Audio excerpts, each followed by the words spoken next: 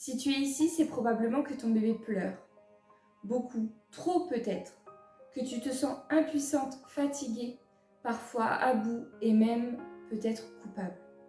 Je veux que tu saches que tu n'es pas seule et que tu n'y es pour rien. Dans cette vidéo, je vais t'expliquer pourquoi un bébé peut pleurer autant, comment faire concrètement et surtout comment le vivre sans culpabilité. Parce que tu es déjà une super maman, même si parfois tu en doutes.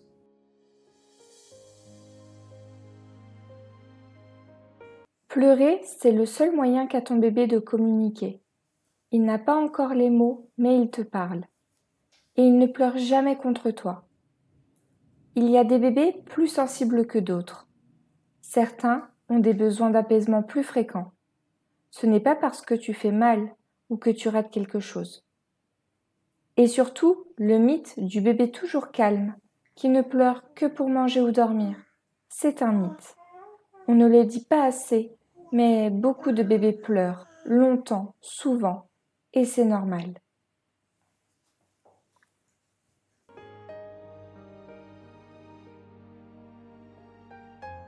Voici quelques raisons fréquentes des pleurs incessants chez bébé. La faim. Même s'il a mangé il y a peu, les pics de croissance arrivent aux alentours des 3 semaines, 6 semaines, 3 mois, etc.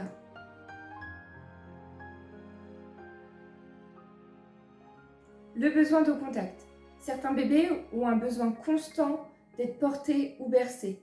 Ce n'est pas un caprice.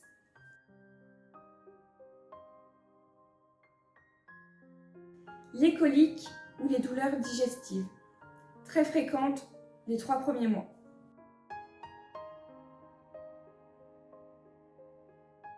Le besoin de décharger ou pleurs de décharge. Certains bébés ont besoin de pleurer pour libérer des tensions, surtout en fin de journée.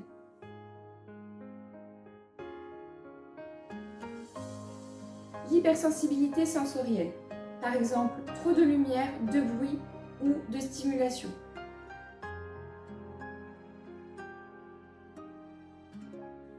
La fatigue. Paradoxalement, un bébé trop fatigué peut beaucoup pleurer car il a du mal à s'endormir.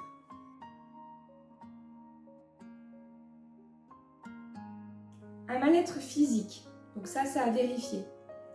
Couchale par exemple, reflux, poussée dentaire ou inconfort.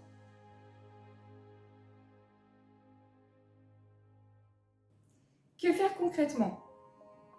Écouter son bébé sans forcément chercher à le faire taire. Parfois, juste porter bébé en le berçant doucement suffit. Il sent que tu es là. Le portage physiologique. Le portage peut apaiser énormément, surtout les bébés qui ont un fort besoin de contact. Bain enveloppé ou bain bien-être, un bain tiède dans un environnement calme peut relâcher les tensions. Réduire les stimulations, par exemple, baisser la lumière, éteindre la télé, parler doucement. Un environnement apaisant aide bébé à se réguler. Les bruits blancs. Certains bébés se calment avec des sons répétitifs. Par exemple, l'aspirateur, le sèche-cheveux. Il y a même des applications dédiées à ça. Massage du ventre ou des pieds, très efficace en cas de colique ou de tension et tu n'as pas besoin d'être experte. Passer le relais. Oui, c'est une solution. Parfois, bébé sent que tu es en tension, donc même 10 minutes de pause peuvent tout changer.